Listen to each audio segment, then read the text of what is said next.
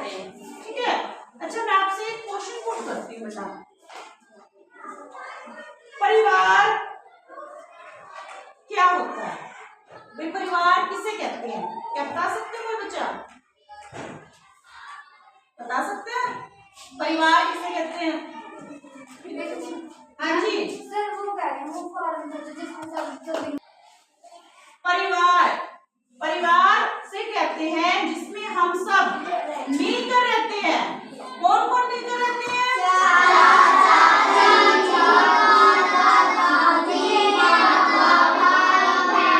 हाँ जी, जिसमें क्या कहते हैं हमारे परिवार से दादा दादी माता पिता बच्चे सब मिलकर रहते हैं। वो तो हो गया अपना परिवार जिसमें हम सब मिलकर रहेंगे।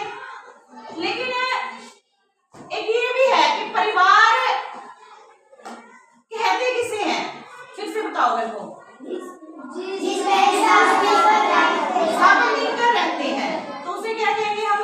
परिवार। भाई परिवार की इकाई क्यों महत्वपूर्ण है? ठीक है, परिवार की इकाई क्यों महत्वपूर्ण है?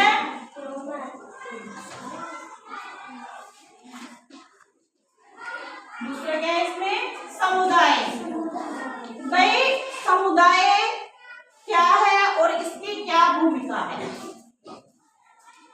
समुदाय क्या है और इसकी क्या भूमिका है? अभी मैंने आपको बताया कि परिवार किसे कहते हैं? किसे कहते हैं? जिसमें सब मिलकर रहते हैं। जिसमें सभी मिलकर रहते हैं। हाँ जी, परिवार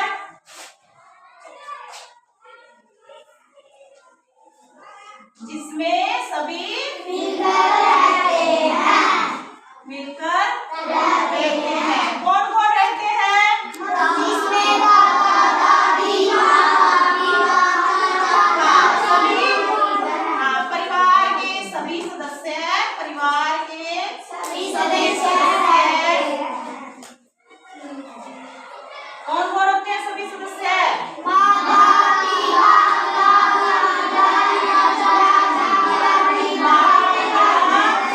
दादा दादी व बच्चे।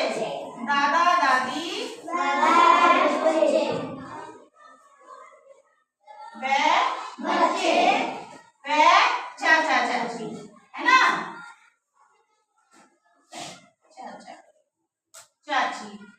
और इस तरह के जिसमें सभी मिलकर रहते हैं तो इस प्रकार के परिवार को हम कहेंगे संयुक्त परिवार। क्या कहेंगे?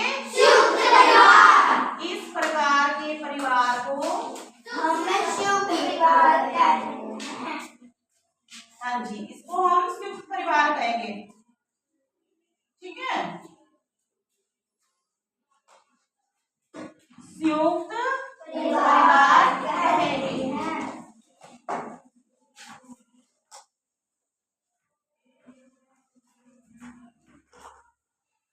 एक क्वेश्चन मैं आपसे पूछती हूँ बेटा, अभी ये बताओ, एक तो संयुक्त परिवार का आपको पता चल गया। ये संयुक्त परिवार किसे कहते हैं? जिसमें क्या कहते हैं सभी परिवार के सदस्य मिलकर रहते हैं। उसमें कौन कौन होते हैं? हमारे माता पिता, दादा दादी, अपने भाई बहन, चाचा चाची, ये सभी होंगे। तो वो क्या कहते हैं? संयुक्त परिवार होगा, जिसमें मतलब काफी सारी एक साथ मिलकर रहते हैं हमारे परिवार के सदस्य। लेकिन एक होगा एकल परिवार, उसमें क्या रहता है? उसमें हाँ, उसमें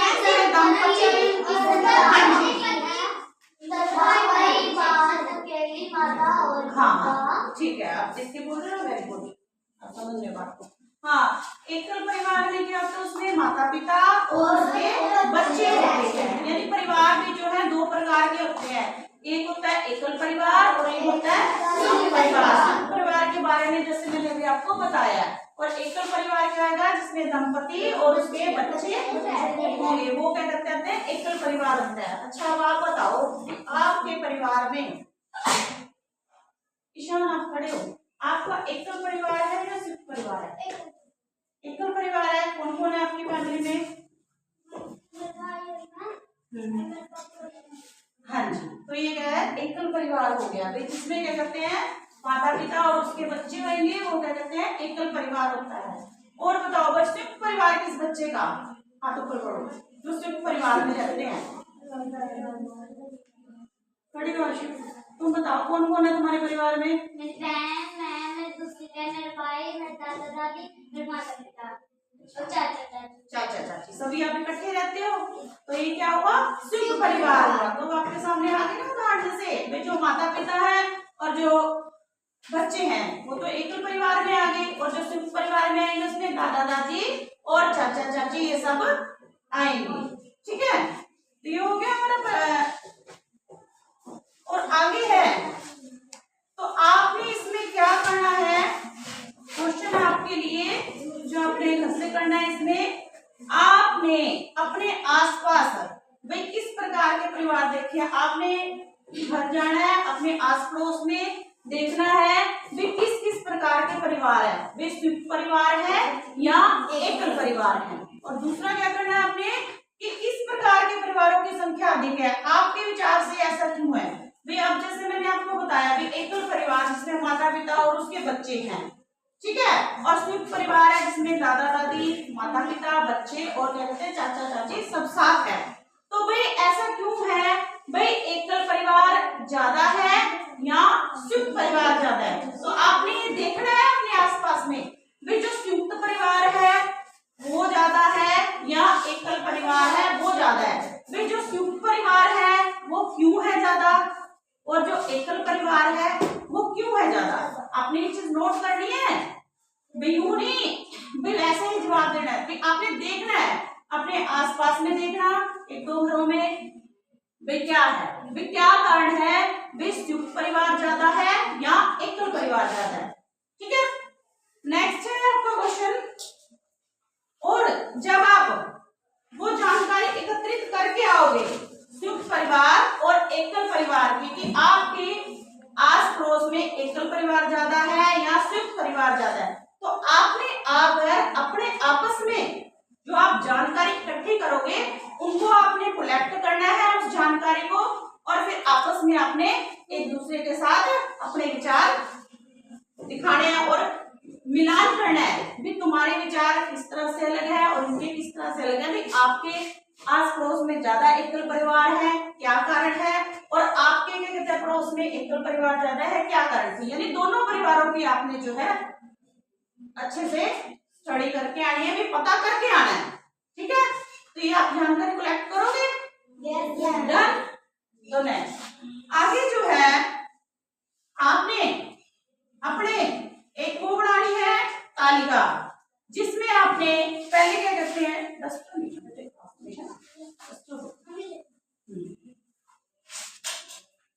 उस तालिका के अंदर आपने क्या करना है,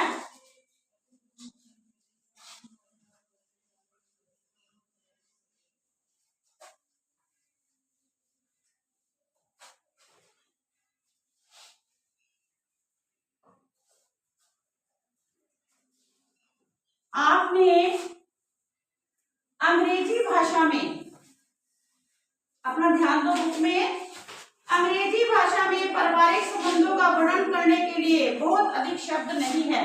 यानी जो हमारी इंग्लिश की लैंग्वेज है, इंग्लिश की भाषा है, उसके अंदर क्या करते हैं इतने ज्यादा शब्द नहीं है जितने क्या करते हैं हमारी हिंदी भाषा में शब्द है भाई बहन, अब कई उनको हम करते हैं, लेकिन इंग्लिश के उसमें क्या करेंगे बस एक कजन शब्द है। कजन हम क्या कहते हैं, कोई भी है, चाचा का बेटा है तो क्या कहेंगे हम उसको, यूं तो नहीं कहेंगे कि मेरा भाई है, सगा भाई, हम यूं कहते हैं ना भाई कजन ब्रदर है। तो कजन में भी सारे रिश्ते आ जाते हैं, चाहे मामा को हो, चाहे मासी का हो, चाहे नाना का हो, चाहे नानी का, सभी आ जाते हैं कजन में। ठीक है, इनमें से कुछ शब्द हमने प्रथम अनुच्छेद में देखे। भारतीय भाषाओं में इनके अनेक नाम है। उदाहरण के लिए हिंदी में जो है बुआ, ताऊ, ताई, चाचा, चाची, मौसा, मौसी, नाना, नानी और अन्य जो है बहुत सारे संबोधन होते हैं। कुछ भाषाएं जैसे तमिल में बड़े भाई को, तमिल में जो है बड़े भाई अथवा छोटे भाई बहन के लिए अलग शब्द है। क्या आप बता सकते हैं कि भारतीय भाषाओं में कजन के लिए कौन सा शब्द है अधिकांश भारतीय भाषाओं में ऐसा कोई एक शब्द नहीं मिलेगा। ऐसा इसलिए क्योंकि कजन का अर्थ केवल जो है भाई और बहन होता है, और इससे परिवार के सभी सदस्यों के गहरे संबंध का पता लगाया जा सकता है। तो इसमें आपने क्या करना है, आपने गहरे संबंध का कैसे पता लगाना है, इसके अंदर देखो एक तालिका दी हुई है, देखो ध्यान दो। आइए पता लगाए में, जैसे यहाँ पर मैंने आपको 3 क्वेश्चन दिखा, ये पता लगाए में। अब इसमें देखिए कि अपने परिवार के सभी सदस्यों की सूची बनानी है। आपने अपने परिवार के सभी सदस्यों की आप सूची बनाओगे, और इनमें से कुछ दूर के संबंधी भी हो सकते हैं, ठीक है। और अपनी मातृभाषा या क्षेत्रीय भाषा में इनके नाम रिक्त होने वाले शब्द लिखिए, और अंग्रेजी में इनके समक्ष शब्द खोजने का प्रयास करना है। आपने जो है इंग्लिश में जो भी आपको क्या कहते हैं अपने रिश्तेदार भाई बहन का आपने वो नाम लिखना है, तो उनका इंग्लिश में भी उसका संबोधन आपने लिख के आना है। जैसे यहाँ पर है नाम है, हिंदी में आप एक नाम लिखोगे, जैसे तालिका जो बनाओगे, ठीक है। इसमें क्या है नाम, नाम में अपने बहन भाई का किसी का भी आप नाम लिखोगे। जैसे नाम है, आपकी बहन का नाम क्या है, रीना है, ठीक है। और उसका क्या कहते हैं वो हिंदी में क्या शब्द है भाई, आपका उससे संबंध क्या है, ठीक है, वो क्या है, बहन है आपकी, ठीक है। तो फिर इसके समक्ष ही आपने अंग्रेजी में इसका वो करना है भाई, ये क्या है भाई, कजन है, कजन की बहन है, या क्या है, सिस्टर है, ठीक है। फिर आपने इंग्लिश में लिख के लाना है इसको, ठीक है। फिर क्या है, सगी बहन है, या चाचा की बेटी है, या मामा की बेटी है। भाई इसमें कोई जरूरी नहीं कि आपने अपने ही बहन भाई का नाम लिखना है, भाई सभी का भी आपको पता होना चाहिए कि इसको हमने संबोधन कैसे करना है बहन को, है। अब भाई है, मान लो राजेश, ठीक है, ये भाई है, हिंदी में हम इसको भाई कह रहे हैं, तो इंग्लिश में क्या कहेंगे हम, ब्रदर, तो इंग्लिश में क्या कहेंगे, ब्रदर, ठीक है। तो इस तरीके से हमने इकट्ठे निकालना है, तो बेटे वहां से, ठीक है। ये इंग्लिश में हमने संबोधन करना है इन शब्दों का, ठीक है। तो इस तरीके से आपने एक चार्ट बनाना है, अपने सारे भाई बहन माता पिता सबके नाम लिखने हैं, उसमें आप अपने नजदीकी रिश्तेदारों के नाम भी शामिल कर सकते हैं, ठीक है। नेक्स्ट आगे है भी भूमिका है दायित्व। इसकी क्या है, परिवार के सदस्यों के बीच संबंध जो है आपसी प्रेम, देखभाल, सहयोग और आत्मनिर्भरता पर आधारित होते हैं। सहयोग का अर्थ क्या होता है भाई, सहयोग, सहयोग, एक साथ काम करना। कैसे, ये तो तुमने देखा इसमें भाई, एक साथ काम करना यानी हाँ मिलकर काम करना, भाई एक साथ काम करना, और परिवार के प्रत्येक सदस्य की अन्य सदस्यों के प्रति एक भूमिका और दायित्व होता है। उदाहरण के लिए माता पिता अपने बच्चों को खुशहाल व्यक्तित्व और समाज के जिम्मेदार सदस्य बनाने के लिए उत्तरदायी होते हैं, किंतु जब बच्चे बड़े होते हैं तो वह परिवार के अन्य सदस्य, चाहे माता पिता हो या भाई बहन हो आदि की सहायता के लिए अधिक दायित्वों का निर्वाह करते हैं।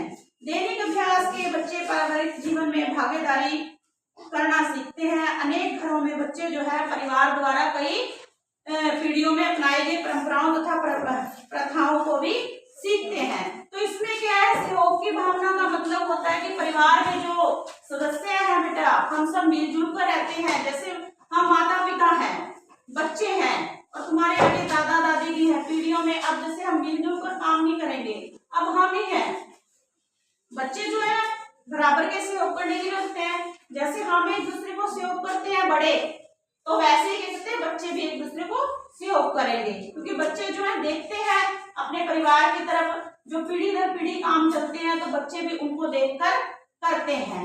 अब दूर क्यों जाते हैं, हम खुद के ही उदाहरण लेते हैं।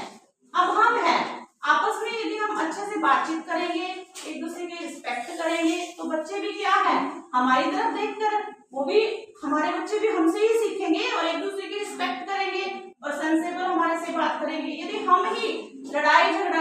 बच्चों के सामने अच्छा प्रदर्शन ही नहीं करेंगे तो बच्चे हमारे क्या सीखेंगे हमारे से? भाई हमारे माता पिता तो खुद ही लड़ते झगड़ते रहते हैं और एक दूसरे का सहयोग नहीं करते हैं, और यदि हम एक दूसरे को सहयोग नहीं करेंगे तो बच्चे भी क्या देखेंगे? भी एक दूसरे में सहयोग की भावना नहीं है तो बच्चे भी आपस में एक दूसरे को सहयोग नहीं करेंगे। तो इस प्रकार बच्चे जो देखते हैं भाई जैसा एनवायरनमेंट है, जैसे उनका वातावरण है, वो उसी माहौल के अकॉर्डिंग जो है ढलेंगे। तो आप लोग भी सहयोग करते हो घर में? क्या सहयोग करते हो बताओ? बताओ बेटा, घर में क्या सहयोग करते हो? बेटियां तुम बताओ, करती हो सहयोग मम्मी पापा को? हम परिवार में रहते हैं, परिवार में रहकर तो हम अपने माता पिता को क्या सहयोग करते हैं?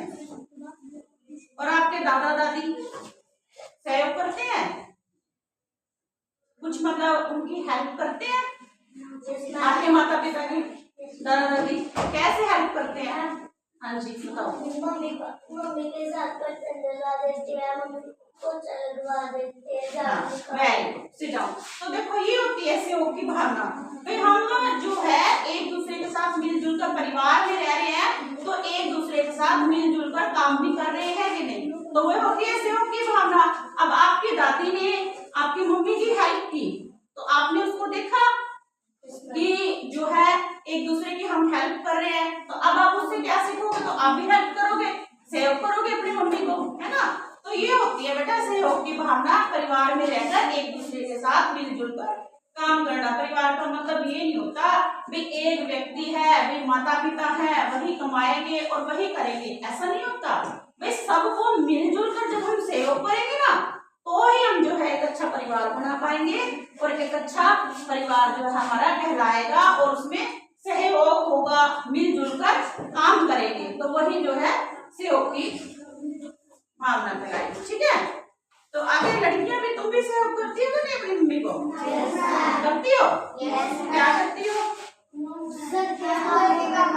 हाँ, तो अब आपको मतलब बात समझ आई। सहयोग का मतलब मैं आपसे पूछ क्या रही हूँ, आप अपने माता पिता की किस प्रकार हेल्प करती हो? तो आप तो करते होंगे अपनी मम्मी की हेल्प, कैसे करते हैं? हाँ, घर के कामों में मदद करवा। ठीक है, तो आपके लिए अभी क्वेश्चन है, आपने जो करके आए हैं घर से खुद से भी, आपके परिवार में इसका निर्णय कौन लेता है कि बाजार से क्या लाना है? ठीक है, कौन लेता है बता सकते हो इसी वक्त? Mummy papa. भाई सबके विचार अलग अलग होंगे निर्णय के, तो ठीक है, कई बार मम्मी ले लेती है और कई बार पापा, है ना? तो आगे है, आपके घर का भोजन कौन पकाता है? मम्मी पकाती है। वेरी गुड, भाई क्लैपिंग करो भाई मम्मी को।